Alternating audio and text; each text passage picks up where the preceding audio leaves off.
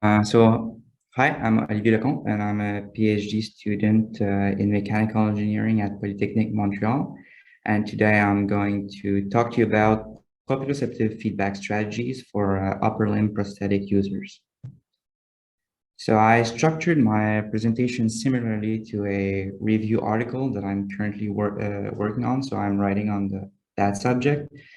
So I'll first present a contextualization of the review, then an overview of what is actually proprioception. I'll talk about the importance of somatosensory restoration from a prosthesis development point of view. I'll present the methodology I use for to do the review, the results that I obtained, and finally I'll conclude with my opinion on the state of the field and interesting possible research avenues. So the interaction between humans and their environment when performing everyday activities, it relies heavily on sensory feedback. Upper limbs allow us to interface with our surroundings, our environment, by voluntarily hold and move objects. So our hand is actually the specialized organ for this action, which is defined as grasping. And several mechanisms are set up to ensure the proper integration of information during this action. So akin to a modern control system, the sensory pathways convey information, while the motor pathways actually are dedicated to the transmission of orders. There have been major developments in the field of prosthesis. So now they offer the ability for the user to artificially restore the motor pathway and communicate movement intentions to the prosthesis. However, the lack of restoration for sensory pathways through somatosensory feedback significantly impairs the voluntary movements and the control. This information, which is usually provided by the hand during grasping, is qualified as tactual perception or sense of touch, and it comprises two submodalities encoded simultaneously, which are respectively the cutaneous sense and kinesthetic sense inform the central nervous system about tactile perception and proprioception perception. So in order to restore the sensory pathways adequately, it's necessary to be able to artificially generate the sense of touch by providing awareness of the stimulation of the outer surface of the body, which is the tactile, and information about the static and dynamic body postures, which is the proprioceptive part of it all. Most current studies on the matter concentrate on tactile feedback, which leads to a disparity in the maturity of the technologies, disfavoring the restoration of a proprioceptive perception. However, the importance of this submodality, which is the proprioceptive one, cannot be overlooked in order to execute informed motor control of the limbs. The natural proprioceptive acuity is approximately 10 degrees in healthy individuals, and it allows us to adequately portray the states of every limb, which translates into improved interjoint coordination and task planning.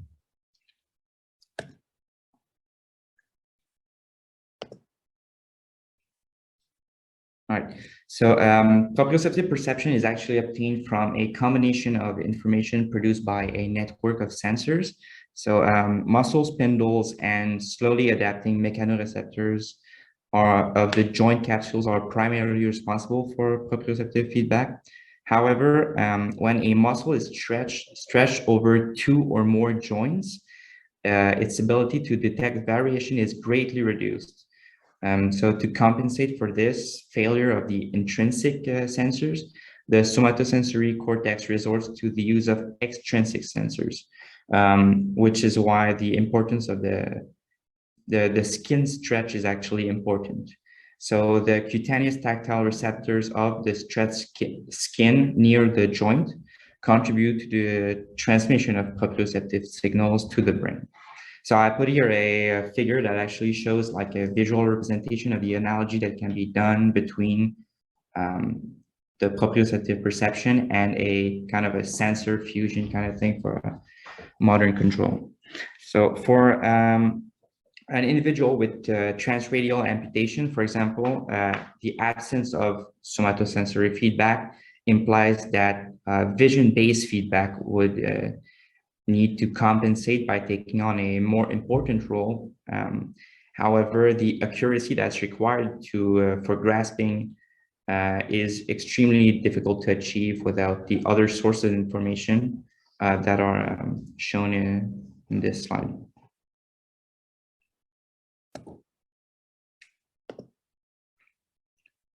Thus, the relevance of including somatosensory feedback in the development of a limb prosthesis is clearly justified. However, there are still no commercially available prostheses transmitting this information to the user, and there is therefore no robust, repeatable strategy to artificially evoke proprioceptive information. And specialists all agree that sensory feedback is actually one of the main missing features of the commercial prostheses. A lack of physiological feedback has been shown to contribute to the prevention of the correct integration of a prosthesis in the body perception of the user. So consequently, the individual tends to abandon the assistive device due to low prosthesis embodiment, increased cognitive effort while using the device, reduced confidence in the prosthesis, and also phantom limb pain for up to 50 to 80% of the transradial amputees. So in contrast, the inclusion of artificial somatosensory feedback in a device design can facilitate the perceptual embodiment of the prosthesis. It can also alleviate cognitive and muscular strain and even reduce phantom limb pain. Furthermore, proprioceptive awareness of an artificial limb increases over time for most amputees until the artificial limb no longer feels separate from the rest of the body. And it's important to know that even rudimentary forms of artificial feedback with training can really boost the confidence of the user. So I hope this illustrates clearly the need that there is to develop new technologies that can provide feedback adequately to the user. And so that's why I chose to do this literature review to identify and compare the different strategies that are formulated to this day to evoke the proprioception perception. All right, so here's the methodology that I used to do my review. So it's a combination of different search algorithms. So first of all, I started with a formal search strategy. Then a tree search was performed, and finally a local search kind of algorithm was also done. So the initial state of the search tree is formulated from a formal search strategy that's adapted for the semantics requested for like different databases such as Compendex and PubMed. From this, I did a 3-layer search tree, and every child nodes are some relevant references from the parent node. For the nodes of the first 2 layers, I also did a local search in order to find publications that have cited the content of the node or a significant amount of the same publication, which makes it actually some derivative work. I identified 165 relevant articles, 80 of which were dealing with the biology involved in proprioception. 14 were literature reviews, 57 were describing restoration strategies, and 14 others were indicating the applications of these kind of technology for rehabilitation. So now I'll talk about a little bit more in depth of my results. So to do so, I'll start by talking about what is considered a standard architecture for sensory restoration. I'll then talk about the concept of optimal restoration, which is kind of important for the to understand what it's all about. And then I'll talk about some principal strategies that I classified in 3 different categories. So first of all, strategies that use vibrations, then other that use electrical stimulation. And finally, I compiled some more eccentric kind of strategies that I found. So here's the general architecture for restoration. So the input stage, which is the sensing transduction, converts the physical stimuli, which is the sensory input, from one form of energy, which is typically mechanical in our case, to another form of energy, which is typically electrical, but it can be some other things, which is as long as it is more appropriate for the processing. Then there's a decoding algorithm, which identifies important sensory events or states. In our case, it would be the angular position of the joints. And an encoding algorithm transforms them into output signals that can be interpreted by the user. Finally, there's the output stage, which is the actuating transduction, and it converts the output signal into the appropriate form of energy to be applied to the body. And it's dependent on the design that has been done. So now I'll talk about optimal restoration. So when dealing with feedback to the user, the interpretation of the stimulus used for feedback should be easy to interpret. So this is a consideration meant to minimize the cognitive effort that is required to interpret the feedback. A restoration device should evoke sensations that are similar to those that are perceived by the intact limb. So both in terms of quality and location. It's from that principle that the notion of optimal restoration strategy is actually derived. And it's a qualifier that's attributed to strategies that are homologous, somatotypic, and in real time.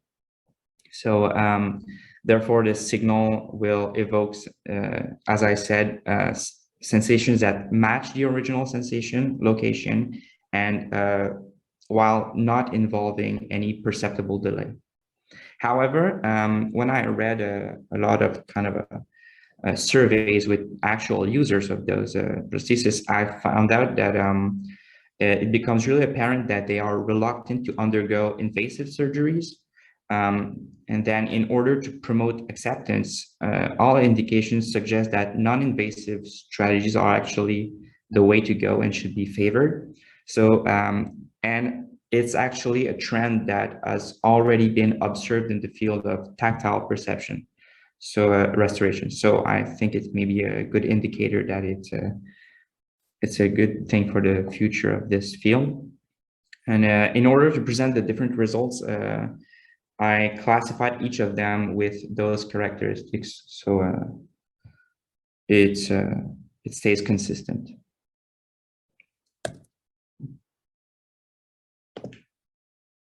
All right, so the first kind of strategy that I'll discuss is called Vibro Tactile. So it relies on vibration tactors that are applied on the skin of the user. It's a sensory substitution technique, which means that the sensation is conveyed through tactile cues that do not match the original location nor the original sensation. So therefore, as we can see, like on the little table that I put at the bottom, the strategy is non-homologous, non-somatotypic. However, it can be done in real time and in a non-invasive way, which are kind of 2 qualities that are also sought after. An alternative possibility to provide proprioceptive sensibility would be to exploit vibration-induced movement illusions, which are also called kinesthetic illusions. This kind of a physiological phenomenon possesses the ability to provide kinesthetic feedback that can be regarded as homologous, but also elicits other sensation. So in able-bodied individuals, the vibration introduced to like the tendons can induce sensations that the limb is actually moving.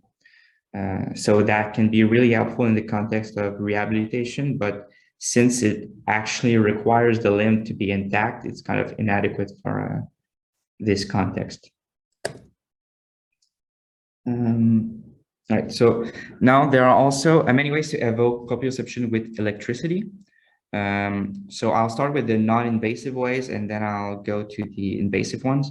So the Electro Tactile strategy is similar to the Vibro Tactile presented earlier, but the only real difference is in the choice of tactors, which are in that case electrodes that transmit electrical impulses to the skin. The second strategy is actually my favorite of the bunch, and it's to use transcutaneous electrical neural stimulation. The way that it works is that electrodes are used to induce distinct sensations with controllable intensity by activating different axons on the relevant nerves. So since it uses the original pathway, the strategy is somatotypic, but cannot be qualified as homologous. It's impossible to only target proprioceptive afferents in the nerve.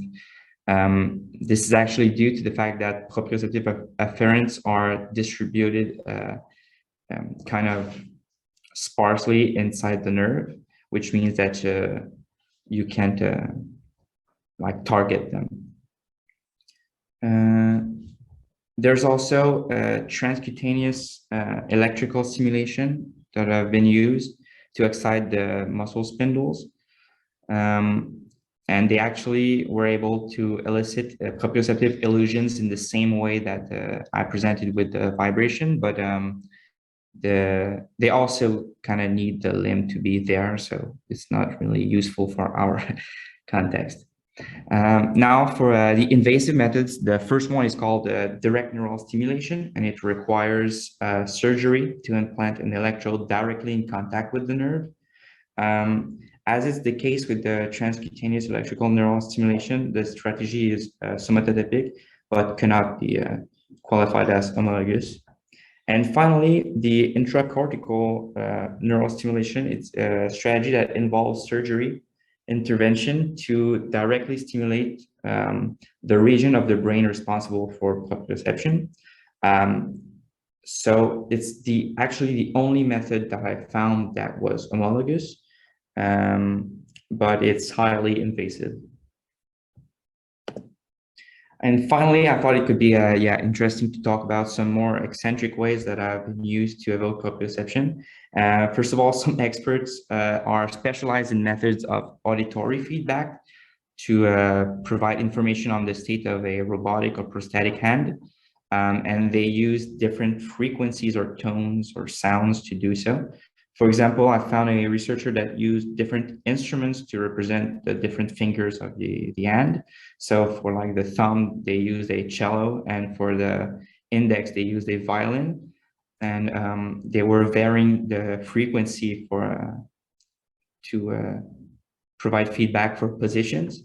I would imagine, however, that this technique requires a lot of training for the user and can become really unmotivating because of how foreign the sensation is and how much time the user has to dedicate to learn this. There's also some work done to explore on the use of linear skin stretch on the forearm to provide feedback. So it's kind of debatable, I think, whether this strategy is homologous or not, since the skin stretch is kind of a part of the proprioceptive assessment of limb states, but it's definitely not somatotypic because it's not the same location. And also from what I read, the main difficulty for the implementation of this method is to find reliable ways to adhere to the rotational kind of device to the skin. So that's pretty much it for the different strategies.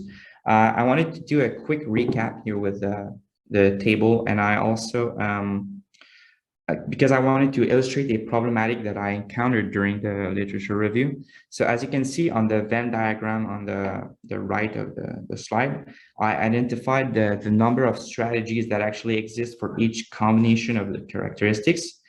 And other than kind of the trivial regions where you can see zeros, I thought it was really interesting to see that there are no methods that share all four of the qualities.